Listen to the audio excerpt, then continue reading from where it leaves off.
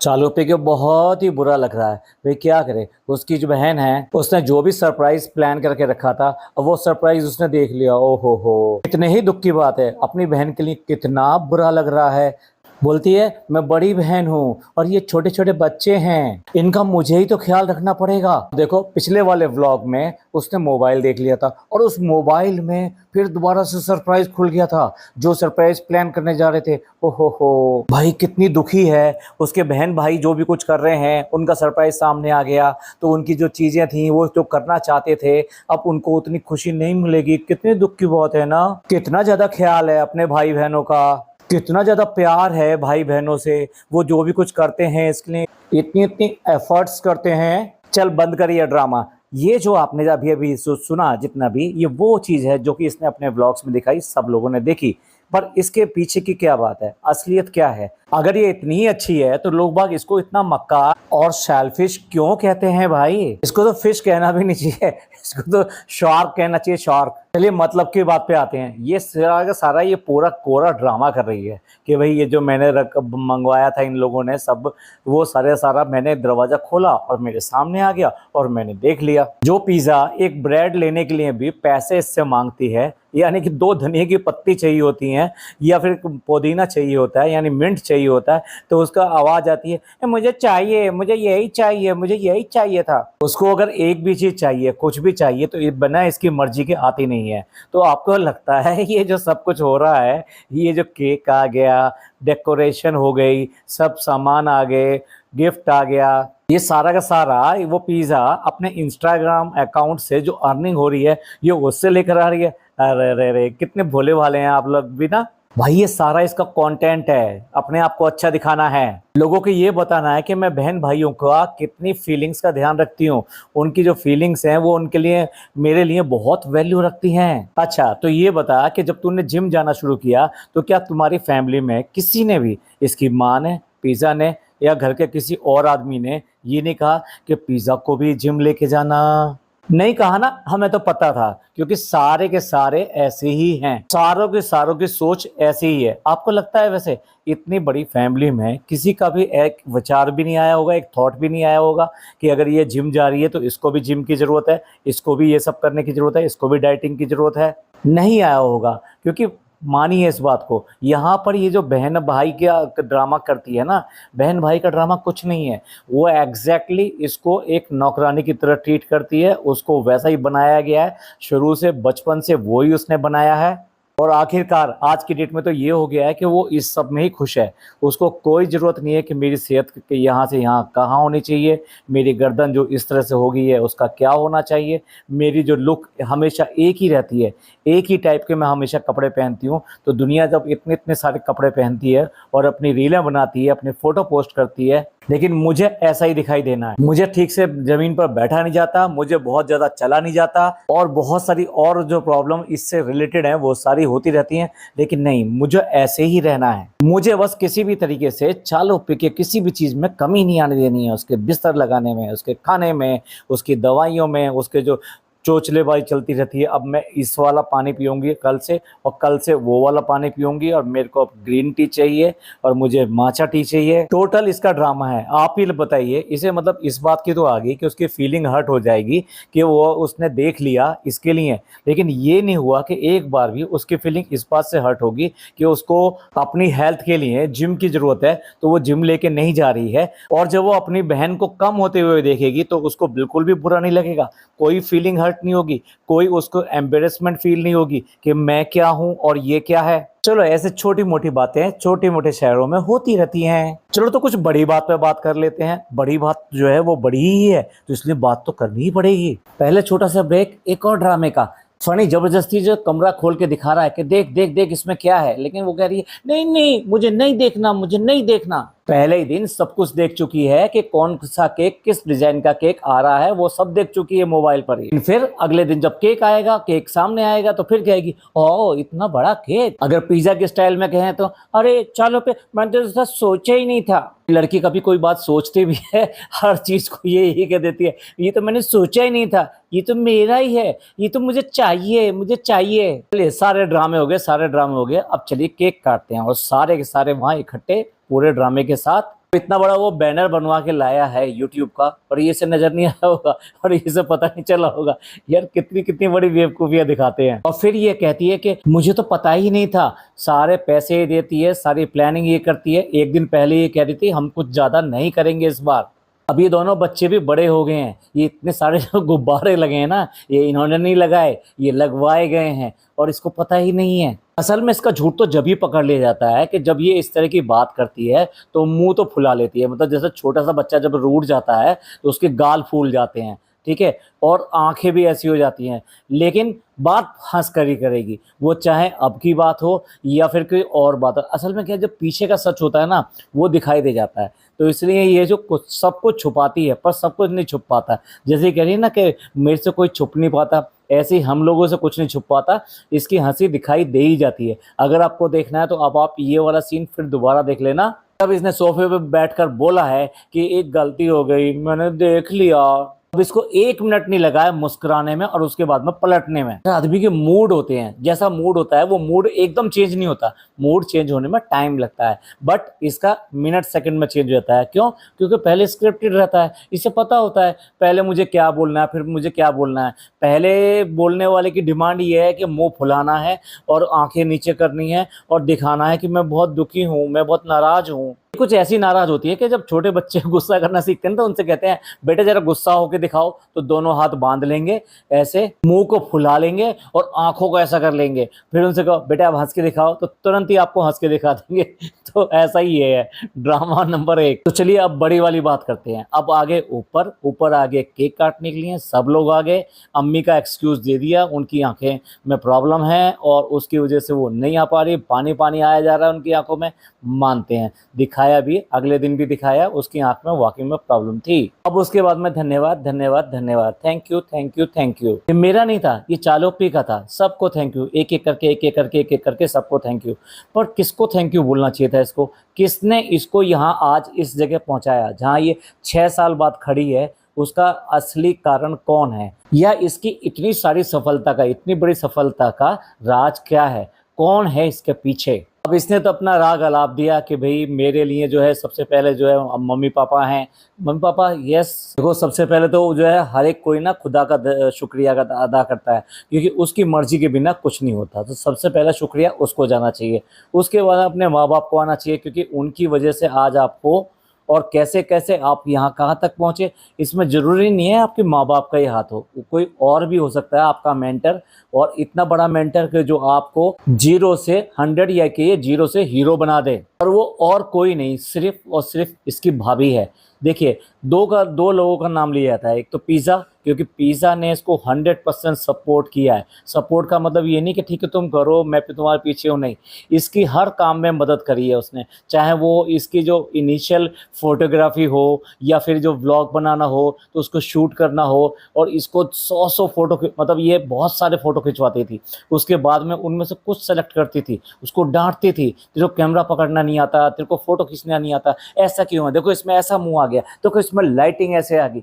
ये सारी चीज़ उसने उसके साथ में करी है। जितना इसने उसको परेशान किया है, इतनी ज़्यादा उसने मदद करी है इसके हर चीज़ में, इसके मेकअप में, इसकी व्लॉगिंग में, इसकी शूटिंग में, इसके कपड़ों में, इसकी हर तरह से असिस्टेंट, मैनेजर, गाइड, फ्रेंड, नौकर, हर तरह से इसने इसका हर तरह से साथ दिया है। ये तो मानना पड़ेगा कि इसने हर तरह से सपोर्ट किया। लेकिन एक बार बताइए, अगर कोई आपको ये प्लेटफॉर्म ही ना देता जिस पे आज की डेट में खड़े हो, तो खड़े किस पर होते?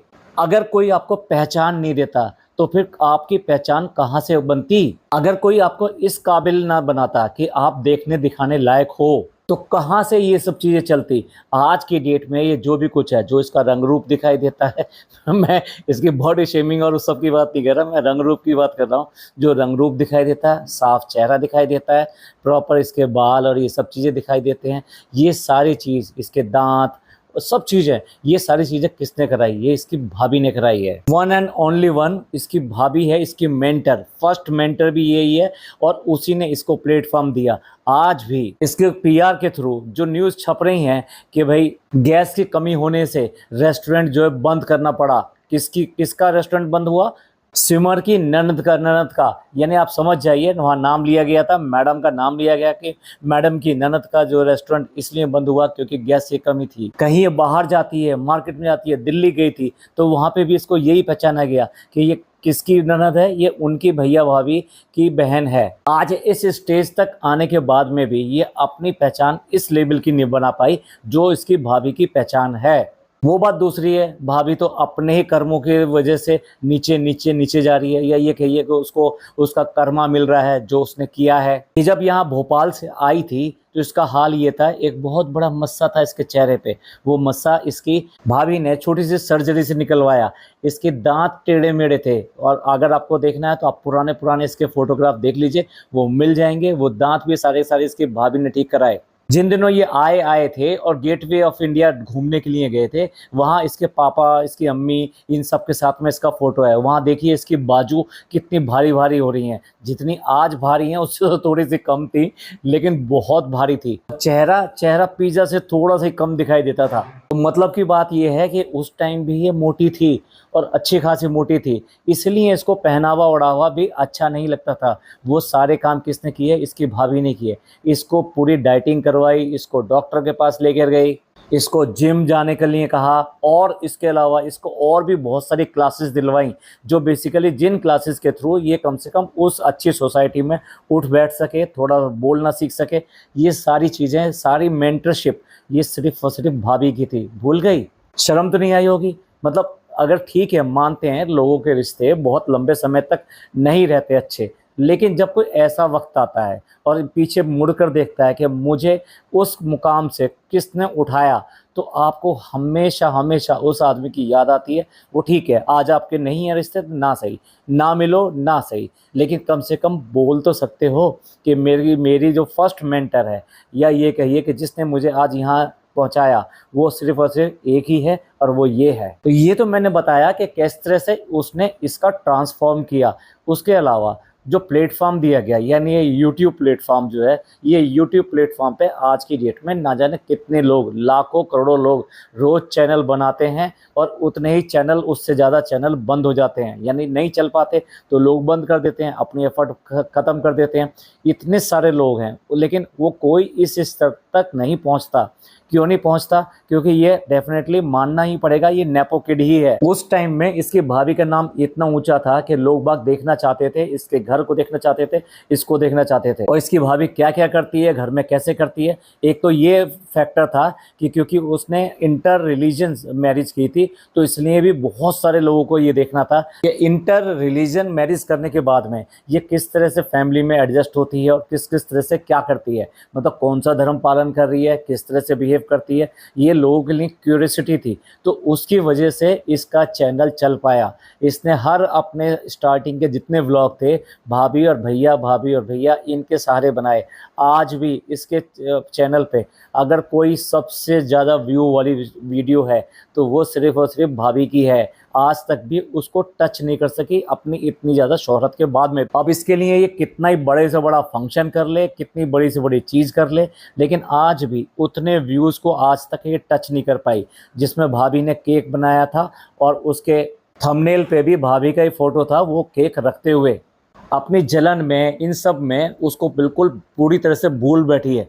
क्या है फ़नी को, क्या है मतलब फ़नी का क्या है कि फ़नी, फिर उसके बाद में ज़िंदगी में तुम आ गए, और उसके बाद में जो है फिर तुम्हारी वजह से ये हैदर आ गया। हाँ, ये तो बात सही है कि हैदर जो आया है वो इसी के आने से आया है, पर तेरी यूट्यूब चैनल की ग्रोथ में या इस स्टेज तक पहुंचने में इसका बंदे का कोई हाथ नहीं है किसी तरीके से। हाँ, उस भाभी से अलग करने में इसका सबसे बड़ा हाथ है। ऐसा कह सकती है कि मेरे मेंटर को मेरे से दूर करने के लिए, उसके लिए सिर्फ तुम ही तुम हो, तुम ही हो। आवाज़ अच्छी नहीं है, गाना बिल्कुल नहीं गाऊंगा। तो भाई इतना एहसान फरामोश होना बिल्कुल भी ठीक नहीं है। मेरी लाइफ में एक बॉस मेरे हुआ करते थे, जिन्होंने मुझे स्पेशली स्टार्टिंग में काम और इन सब के बारे में बहुत सारी चीज़ें सिखाई। मैं तब उनसे बिल्कुल भी हिम्मत के साथ में बात नहीं कर पाता था, बहुत डर लगता था, लेकिन ये उनके सिखाने का तरीका था। और आज भी मतलब मैं उनको याद रखता हूँ, और हर आने वाली 5 सितंबर को उनका अपना गुरु मान के हमेशा उनको मैसेज करता हूँ, उनसे बात करता हूँ। आज उनकी एज लगभग जो 82 के आसपास होगी और मैं कहूँगा अल्लाह उनको और ज़्यादा लंबी जिंदगानी दे। तो आपको कभी भी किसी भी स्टेज पे अपने मेंटर को कभी भूलना नहीं चाहिए, चाहे कोई भी हो जाए, कुछ भी हो जाए, अपने मेंटर को नहीं भूलना चाहिए। दूरियां कई कारणों से हो सकती हैं, लेकिन आप उसकी मेंटरशिप को नकार नहीं सकते। तो ये हो गया भाभी का कंट्रीब्यूशन। और दूसरा डेफिनेटली उसी लड़की का है जिसकी मैं नाम दे रहा हूँ पिज़्ज़ा का।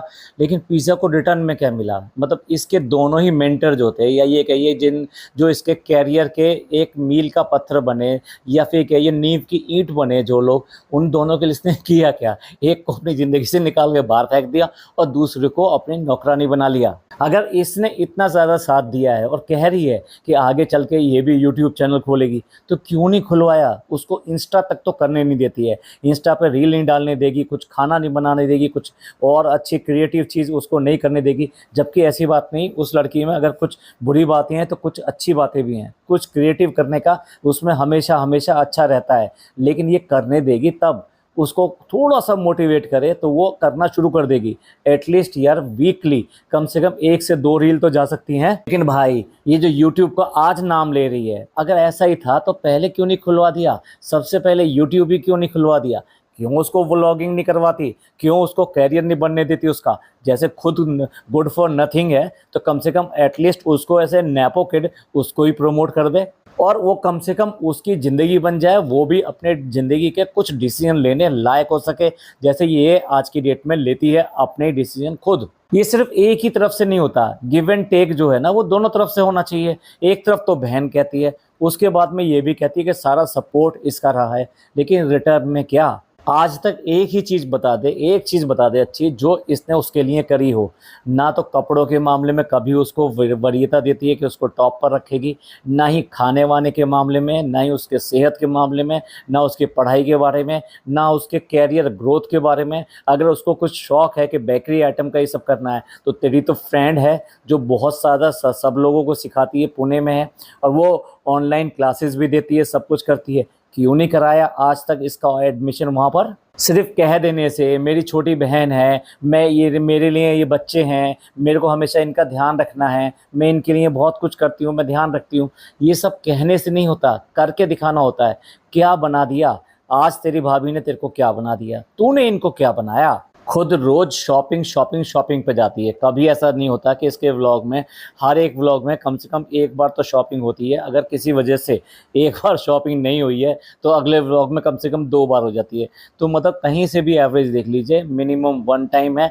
उसके बाद में शॉपिंग करना एक तरीका है, इसका पैटर्न है। एक बार शॉपिंग करने के लिए जाना, फिर वहाँ चीज़ें सेलेक्ट करना, और जो चीज़ें नहीं भी चाहिए अच्छी वो चीज़ें दिखाना आपको। उसके बाद में घर पे लाके उनको खोल के सबको दिखाना कैसा है कैसा करके। और भाई उसके बाद में भी ये कह रही है मैं हम बाहर नहीं जाना चाहते थे, इसमें टाइम लगता है, ये होता है, शॉपिंग जाने के लिए बहुत टाइम चाहिए होता है। तो फिर हर व्लॉग में क्यों चली जाती है। आज ऑनलाइन मंगा लिया, ओहो बड़ी ऑनलाइन वाली बन रही है। और अब ऑनलाइन के मामले में भी ऑनलाइन का नाम लेके अब सिपर के यहाँ पे भी ढेर लगाने लगे। पहले घर के अंदर सिपर इतने पड़े हुए हैं, और 2-4 मंगा लो। और फिर देखो ये इसका यही रहता है, अगर इसको वहाँ पर जाना, जिम में जाना, तो हर चीज़ पूरी किट चाहिए। और उसके बाद में चाहे उसके लिए वो 10 दिन भी ना जा पाए, लेकिन किट पूरी चाहिए इसको। क्या है कि दिखावा भी कुछ करना है, कुछ कंटेंट बनता है, कुछ दिखाने के लिए होता है, कुछ बात करने के लिए होता है। ये मेरे इसके लिए है, मेरा उसके लिए है। अब अगर बैग मंगवाया है तो इसे पता नहीं था कि ये बैग जो कितना छोटा आएगा, कितना बड़ा आएगा, सिर्फ बैग देख के मंगवा लिया। अरे बहन, उसके नीचे साइजेस भी लिखे रहते हैं, और अलग अलग साइज़ के आते हैं, एक ही टाइप के आते हैं। तो तूने चूज़ किया है ये बैग, तो इसलिए ये क्या कहना, ओहो ऑनलाइन करने में यही तो प्रॉब्लम है। मतलब ऑनलाइन के फ़ायदे भी और उसके बाद में ऑनलाइन के नुकसान भी। भैया इसको समझ लो, ये क्या कहना चाहती है, ऑनलाइन करो या ना करो। खुद तो इससे कुछ करना नहीं है, सिर्फ़ और सिर्फ दूसरों का जो किया हुआ है, दूसरे का जो कंटेंट है वो दिखाना है। तो अब कुछ नहीं तो भाई के पीछे पड़ी हुई है कि भाई तू चाय बनाएगा। क्या है, जब से उसके साथ में जो रील बनाई गई है वो फेमस हुई है, तो इसको समझ में आ गया इस बात को कि पिज़्ज़ा को छोड़ के अगर मैं इसके साथ काम करूँगी तो और ज़्यादा व्यूज़ आएंगे, और ज़्यादा मेरा जो चैनल या ये सब चीज़ें जो ना ग्रो होगा।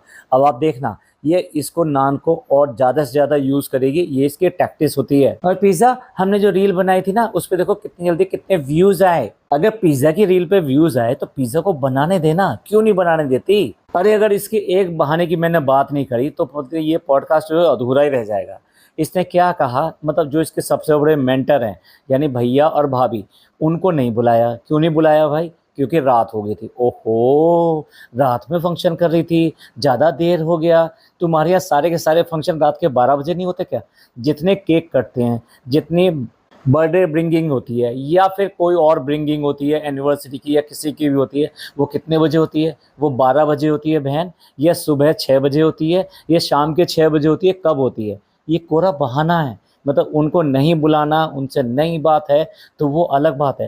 भाई आपस में एक दूसरे के पास में आज की डेट में बिल्कुल आ जा नहीं रहे हैं, वो साफ दिखाई दे रहा है। लेकिन ऐसे मौके पे ना बुला के इसने फिर साबित कर दिया।